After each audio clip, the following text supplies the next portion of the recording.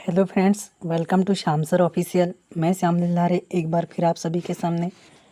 Friends, जैसा कि आपको पता है कि हम कक्षा 10वीं के साइंस का चैप्टर नंबर 1 कवर कर रहे हैं। इसमें हमने फर्स्ट टॉपिक देखा है। सेकेंड टॉपिक आज हम देखने वाले हैं, रासायनिक अभिक्रिया को किस प्रकार से संतुलित किया जाता है। ठीक है, तो चलो हम स्टार्ट करने से पहले आप सभी से एक रिक्वेस्ट करना चाहूँगा। यदि आप हमारे चैनल पर नए हैं तो चैनल को सब्सक्राइब कर बेल आइकन को इनेबल कर ले, जिससे फ्रेंड्स इस तरह की वीडियो जब भी चैनल पर अपलोड होगी आपको इसका नोटिफिकेशन सबसे पहले मिल जाएगा। तो चलिए, यहाँ पर हम पहला टॉपिक हमने कवर कर लिया था। दूसरे टॉपिक के बारे में बात करते हैं। दूसरा टॉपिक है अपने पास, हमने देख लिया था कि यहाँ तक रासायनिक समीकरण को किस प्रकार लिखा जाता है ना। मैंने आपको दो विधि बताया था, एक शब्द समीकरण और एक हम संकेतों के माध्यम से भी देख सकते हैं। ठीक है, तो देखिएगा यहाँ पर हम लोग सेकेंड बात करते हैं, संतुलित रासायनिक समीकरण का महत्व, कि हमको रासायनिक समीकरण संतुलित क्या ज़रूरत पड़ी कि हमको रासायनिक समीकरण को संतुलित करना पड़ा। ठीक है, तो चलिए, इसमें हमको पहले लिखा हुआ है कि आपको द्रव्यमान के संरक्षण का नियम स्मरण होगा। कक्षा 9वीं में आपने पढ़ा है कि द्रव्यमान संरक्षण का नियम क्या है ना। तो एक बार हम फिर से इसको रिवीजन करते हैं कि द्रव्यमान संरक्षण का नियम क्या है। तो देखिए फ्रेंड्स, द्रव्यमान संरक्षण जिस प्रकार ऊर्जा संरक्षण का नियम होता है कि ऊर्जा को न तो उत्पन्न किया जा सकता है और न ही नष्ट किया जा सकता है, उस प्रकार ही द्रव्यमान संरक्षण का एक नियम होता है कि किसी भी रासायनिक अभिक्रिया में द्रव्यमान का न तो निर्माण होता है और न ही विनाश। अर्थात मतलब द्रव्यमान न तो निर्माण होता है और न ही विनाश। किसी भी रासायनिक अभिक्रिया के उत्पाद तत्वों का कुल द्रव्यमान अभिकारक तत्वों के कुल द्रव्यमान के बराबर होता है। मान के चलो फ्रेंड्स, हम यहाँ पर एक प्रैक्टिकल करते हैं। प्रैक्टिकल के माध्यम से मैं आपको बताता हूँ कि माना हम अभिक्रिया कर रहे हैं, मान के चलो A प्लस B, मान के चलो ये अभिकारक है अपने पास, और हम क्या काम कर रहे हैं, इससे उत्पाद का निर्माण कर रहे हैं C प्लस D। ठीक है, जब अभिक्रिया नहीं हुई होती है तब A प्लस बी, मान के चलो A प्लस बी का जो भार है, मान के चलो कि ये 70 ग्राम है। ठीक है, तो कभी कभी ऐसा लगता है कि जब अभिक्रिया कंप्लीट होती है तो C प्लस डी का भी मान कितना होना चाहिए, तो इसका भी मान कितना होगा, 70 ग्राम। इसका मतलब ये है कि जब अभिक्रिया नहीं हो रही हो तब अभिकारक का जो द्रव्यमान है, और जब अभिक्रिया कंप्लीट हो चुकी हो, उत्पाद बन चुका हो, तब अभिकारक का जो द्रव्यमान है, दोनों का द्रव्यमान कैसा होता है, समान होता है ना। ऐसा नहीं कि ये 60 ग्राम होगा, ठीक है, इसका मान कितना ग्राम, 60 ग्राम, और ये कितने ग्राम होगा, 70 ग्राम। ये भी 70 होगा तो ये भी 70 होगा। राइट, इतनी बात समझ में आ गई। यही है द्रव्यमान संरक्षण का नियम।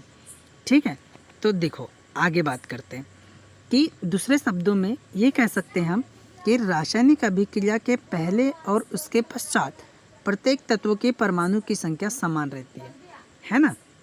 जैसे हमने पिछले वीडियो में हमने ये देखा था, चलो एक मैं ब्लैंक पेज के माध्यम से यहाँ पर आपको समझाता हूँ कि हमने ये देखा था कि हम क्या ले रहे थे, मैग्नीशियम ले रहे थे, और साथ में क्या ले रहे थे, ऑक्सीजन, और किसका निर्माण कर रहे थे, MgO। अब यहाँ पर हम ये देखते फ्रेंड्स कि जो मैग्नीशियम है, अब इसके परमाणु की संख्या, हमको परमाणु की संख्या को संतुलित करना होता है। इसमें परमाणु की संख्या कितनी है, 1। ऑक्सीजन में परमाणु की संख्या कितनी है, 2।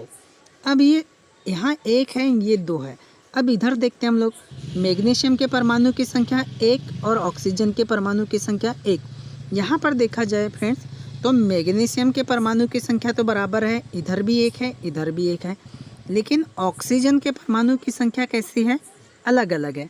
तो इसी को हमको संतुलित करना है, मतलब कि ऑक्सीजन की भी परमाणु की संख्या यहाँ 2 हो जाए। अब संतुलित करने के कुछ नियम होते हैं। जैसे फ्रेंड्स आपको क्या काम करना है, सबसे पहले तो बता दूं कि जो सूत्र होता है, सूत्र के साथ किसी भी प्रकार का छेड़छाड़ नहीं करना है। ठीक है, बात आई समझ में आपको कि सूत्र के साथ किसी भी प्रकार का छेड़छाड़ नहीं करना है।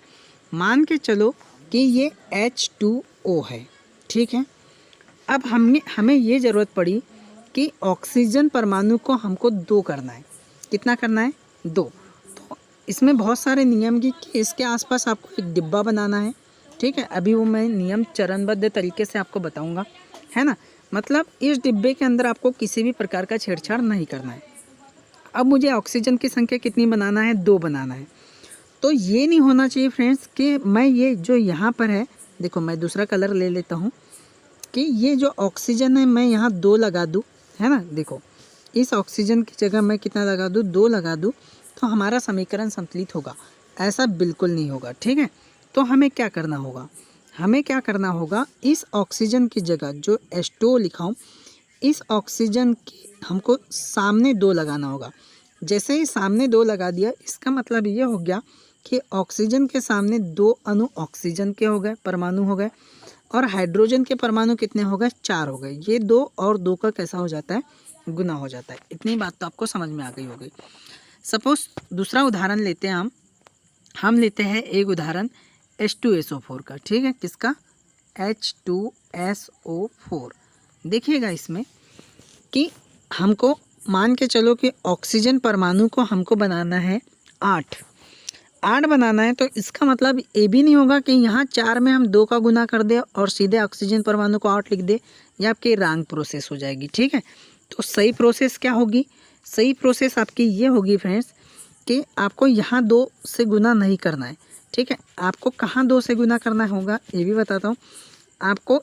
इस डिब्बे के अंदर, है ना, इस डिब्बे के अंदर आपको ये जो डिब्बा दिया हुआ है, इसके अंदर किसी भी प्रकार की छेड़छाड़ नहीं करना है। आपको इसके आगे 2 लगाना है।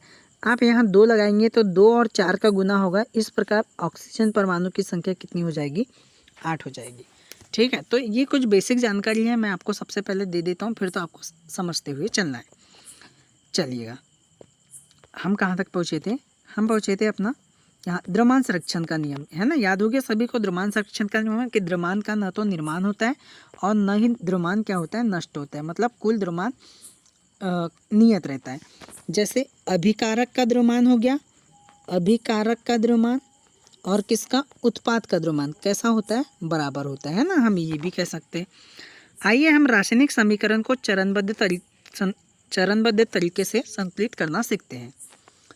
तो हमको क्रियाकलाप दिया है 1.3, और आप लोग देख लीजिएगा क्रियाकलाप क्या था। तो देखिए शब्द समीकरण को इस प्रकार दर्शाया गया है। शब्द समीकरण है जिंक प्लस सल्फ्यूरिक अम्ल, जिंक सल्फेट और हाइड्रोजन। इस शब्द समीकरण को हम किसके रूप में लिखते हैं, रासायनिक समीकरण के रूप में लिखते हैं। तो कैसा दर्शाते, जिंक का जो संकेत होता है Zn होता है तत्व, सल्फ्यूरिक अम्ल H2SO4 होता है, जिंक सल्फेट ZnSO4 होता है, और हाइड्रोजन H2 होता है ना। आपको ये याद रखना है। आइए समीकरण में तीर के निशान के दोनों ओर के तत्वों के परमाणु की संख्या की तुलना करते हैं। अब देखिएगा यहाँ पर कि जो जिंक है, देखा जाए तो यहाँ पर जिंक की संख्या कितनी है बताइएगा, 1। इधर जिंक की संख्या 1, मतलब left hand side 1, right hand side 1। Hydrogen की इधर 2, इधर 2, ठीक है। सल्फर की इधर 1, इधर 1। ऑक्सीजन की इधर 4 और इधर 4। मतलब हम दोनों तरफ देख रहे हैं तो जितने भी तत्व लिए गए हैं उनके परमाणु की संख्या दोनों तरफ कैसी बराबर है। चलो पढ़ते आगे क्या लिखा हुआ है, देखिएगा क्या क्या है। जिंक की अभी हमने देखा था, एक बार मैं यहाँ पर आपको बता दूँ तो जिंक की देखो लेफ्ट हैंड साइड भी 1 है, राइट हैंड साइड भी 1 है। अभिकारक में परमाणु की संख्या हाइड्रोजन की 2 है, इधर भी 2 है। सल्फर की 1 है, सल्फर की 1 है, ऑक्सीजन की 4 है, ऑक्सीजन की 4 है।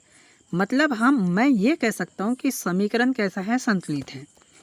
समीकरण में तीर के निशान के दोनों ओर के प्रत्येक तत्व के परमाणु की संख्या समान है, इसीलिए यह संतुलित रासायनिक समीकरण है।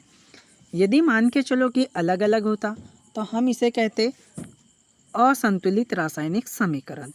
अब हम निम्न रासायनिक समीकरण को संतुलित करने का प्रयास करते। कुछ नया रासायनिक समीकरण लिया है हमने, Fe+H2O, जिसको हम Fe को आयरन कहते हैं, H2O जल होता है, Fe3O4 का निर्माण हुआ है एक यौगिक प्लस हाइड्रोजन हुआ है ना। तो इसमें हमको चरणबद्ध तरीके से संतुलित करना सीखते हैं, और आपको जो मैं होमवर्क देने वाला हूँ आपको ठीक उसी प्रकार से संतुलित करते हुए चलना है। देखिएगा चरण 1 में आपको सबसे पहले क्या करना है। सबसे पहले आपको संतुलित करने के लिए प्रत्येक सूत्र के चारों ओर एक बॉक्स बना लीजिए। समीकरण को संतुलित करते समय बॉक्स के अंदर कुछ भी परिवर्तन नहीं कीजिएगा, है ना। देखो हमने यहाँ पर बॉक्स बना लिया है, जैसे कि आप लोग देख पा रहे हैं। ये देखिएगा, ये बॉक्स बना है यहाँ पर, इसमें भी बॉक्स बना दिए, इसमें भी बॉक्स बना दिए और ये भी बॉक्स बना दिए। सबको बॉक्स दिख गया है। अब समीकरण को संतुलित करने के लिए बॉक्स के अंदर कुछ भी परिवर्तन नहीं करना है, किसी भी प्रकार का परिवर्तन नहीं करना है। दूसरा चरण क्या है? दूसरा चरण ये है कि असंतुलित समीकरण में विभिन्न तत्वों के परमाणु की संख्या की सूची बना लीजिए। हमको सभी तत्वों के परमाणु की संख्या देख लेना है। जैसे हमको यहाँ पर ये देखना है कि ये आयरन है, तो आयरन में जो लेफ्ट हैंड साइड बोले तो अभिकारक में परमाणु की संख्या कितनी है? 1 है फ्रेंड्स। और यहाँ पर आयरन में परमाणु की संख्या कितनी है? 3 है। देखो आप देख रहे हो। दूसरी बात कि हाइड्रोजन के परमाणु की संख्या कितनी है? 2 है। ये देखिएगा 2 है, ठीक है। और इधर हाइड्रोजन के परमाणु की संख्या कितनी है? 2 है। दोनों बात समझ में आ गई। ऑक्सीजन के परमाणु की संख्या लेफ्ट हैंड साइड पे कितनी है? 1 है। और राइट हैंड साइड पे ऑक्सीजन के परमाणु की संख्या 4 है।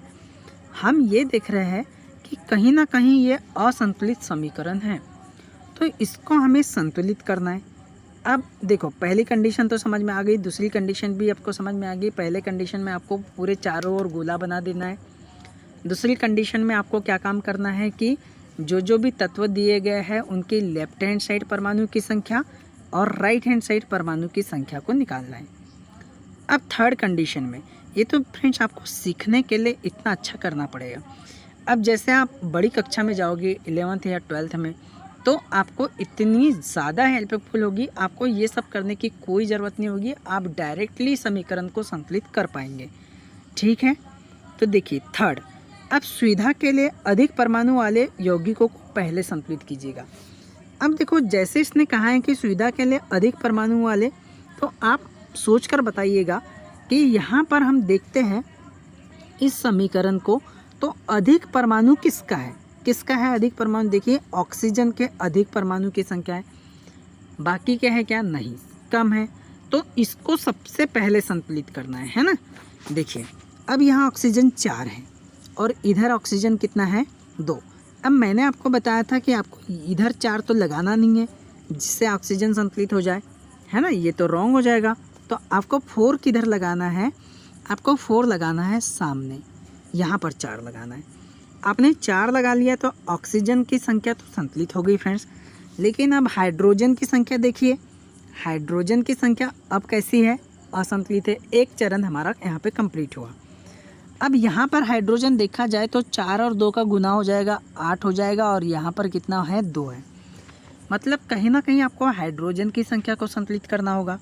तो हाइड्रोजन की संख्या को संतुलित करने के लिए इस हाइड्रोजन परमाणु के आगे अब आपको ऐसी कौन सी संख्या का गुना करना पड़ेगा जिससे हाइड्रोजन परमाणु की संख्या कितनी हो जाए? 8 हो जाए, 2 से गुना करके। तो देखिएगा मैं ले रहा हूँ यहाँ पे 4, तो 4 दूनी कितना हो गया? 8 हो गया। हाइड्रोजन परमाणु की संख्या कैसी होगी? कंप्लीट हो गई।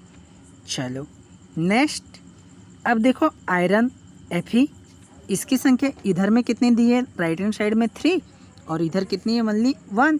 तो मैं इसके आगे 3 लगा दूँ तो ये हमारा समीकरण कैसा हो जाएगा? संतुलित होगा। यही प्रोसेसिंग आपको आगे में बताया गया है, ठीक है। चलो देखते हैं। देखो उस यौगिक में सबसे अधिक तत्वों वाले को चुनेगा। इस आधार पर हम कह सकते हैं कि Fe3O4 और उसके ऑक्सीजन तत्वों को चुनते हैं, क्योंकि ऑक्सीजन के परमाणु की संख्या कितनी है? अधिक है।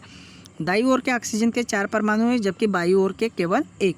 किसी भी तरफ से एक आप चुन सकते हैं। अब देखो हमने क्या काम करना है कि ऑक्सीजन के परमाणु की संख्या संतुलित करना है। तो हमने संतुलित करने के लिए कितना लगा दिया? 4 का गुना कर दिया। कर दिए 4 का गुना। तो देखो अब याद रखना आवश्यक है कि परमाणु की संख्या को बराबर करने के लिए हम अभिक्रिया में शामिल तत्वों तथा यौगिक के सूत्रों को नहीं बदल सकते। एक कंडीशन याद रखना है, यौगिक के सूत्र को किसी भी प्रकार का परिवर्तन नहीं करना है। जैसे कि ऑक्सीजन परमाणु को संतुलित करने के लिए हम 4 गुणांक लगाकर, है ना, देखो लगाया हमने आंशिक रूप से समीकरण को संतुलित किया है। सबसे पहले तो 4 लगा दिया। 4 लगाने से क्या हो गया कि H2O लेकिन H2SO4 ऐसा नहीं होगा। आंशिक रूप से समीकरण संतुलित कर इस प्रकार होगा, है ना। जैसे मैंने बताया था कि यहाँ आप 4 नहीं लगा सकते, आपको सामने 4 लगाना होगा, ठीक है। अब क्या काम करते हैं, चरण 4 देखो। Fe तथा हाइड्रोजन परमाणु अब भी संतुलित नहीं है ना। देखो यहाँ पर Fe 3 हो गया और यहाँ पर Fe कितना हो गया, 1 हो गया, मतलब संतुलित नहीं है। तो दोनों में से किसी को भी एक को ले लो हम अपन लोग और उसको संतुलित कर देते हैं। हाइड्रोजन परमाणु बराबर करने के लिए दाईं ओर हाइड्रोजन अणु की संख्या को 4 कर देते हैं। तो यहाँ पर देखो हाइड्रोजन परमाणु की संख्या को इनने 4 कर दिया। देखिएगा नेक्स्ट स्टेप में यही हुआ होगा, देखिए, है ना, हो गया। यहाँ पर हाइड्रोजन परमाणु की संख्या को 4 कर दिए। अब जांच कीजिए कि तीसरा तत्व चुन लीजिए जो अब तक असंतुलित है। आप पाएंगे कि केवल लोहा ही एक तत्व है जिसे संतुलित करना शेष है, लोहा। तो हम इसके आगे 3 लगा देंगे। देखिएगा 3 लगा दिया उन्होंने, ये 3 हो गया। मतलब अब आपका समीकरण कैसा होगा, संतुलित हो गया। अब हम अंत में इस संतुलित समीकरण की जांच के लिए हम समीकरण में दोनों ओर के तत्वों के परमाणु की संख्या का परिकलन करते हैं। अब देखो परिकलन करने से क्या पता चलता है। अब हम ये देखते हैं फ्रेंड्स कि यहाँ पर आयरन की संख्या 3 है तो इधर भी आयरन 3 हो गया। यहाँ पर हाइड्रोजन की संख्या 4 दूनी 8 है तो इधर भी 4 दूनी 8 हो गया। ऑक्सीजन 4 है तो ऑक्सीजन भी कितना हो गया, 4। मतलब दोनों ओर के तत्वों के परमाणु की संख्या कैसी होगी, बराबर।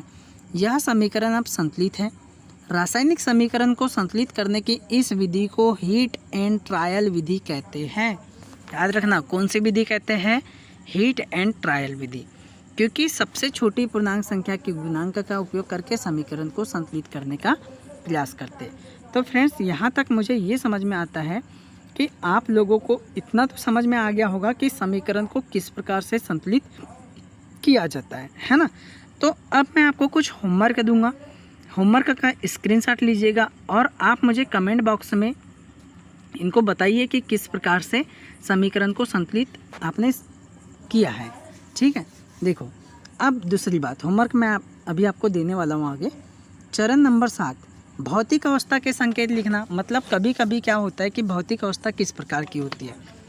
ऊपर लिखे गए संतुलित समीकरण की सावधानी से जांच कीजिए। क्या इस समीकरण में हमें अभिकारकों तथा उत्पादों की भौतिक अवस्था के बारे में ज्ञान होता है ना। भौतिक अवस्था बोले तो जैसे 3 ठोस द्रव गैस, 3 ही अवस्था मान के चलो, ऐसी होती तो 5 है ना। ठोस द्रव गैस और कौन कौन सी होती है अपनी, बोस-आइंस्टीन 1 होती है और प्लाज्मा 1 होती है ना, ये 5 होती है। तो अभिकारकों की भौतिक अवस्था के बारे में ज्ञान होता है।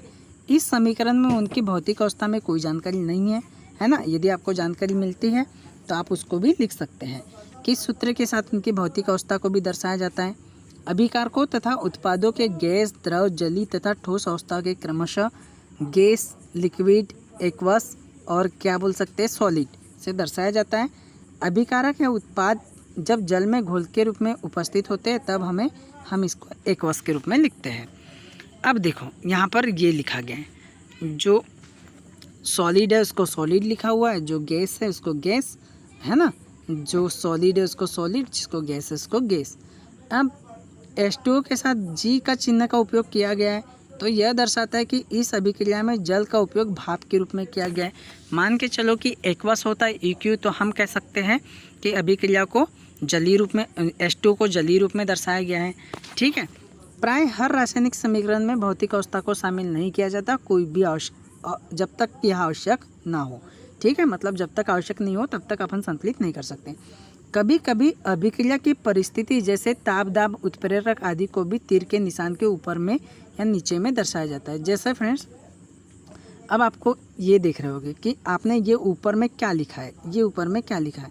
तो ये ऊपर में क्या लिखा है इसके बारे में जानकारी देते हैं कि ये अभिक्रिया का ताप हो गया या फिर दाब हो गया, है ना, इसको यहाँ पर लिख सकते हैं। या फिर उत्प्रेरक जो अभिक्रिया की दर को बढ़ा देते हैं या घटा देते हैं और स्वयं कैसे रहते हैं, अपरिवर्तित रहते हैं, उनकी भी उपस्थिति को तीर के चिन्ह के ऊपर में दर्शाया जा सकता है, ठीक है। तो आपको इससे डरना नहीं है कि ये क्या है, ये है उत्प्रेरक हो सकते हैं, ताप हो सकता है, दाब हो सकता है, ठीक है।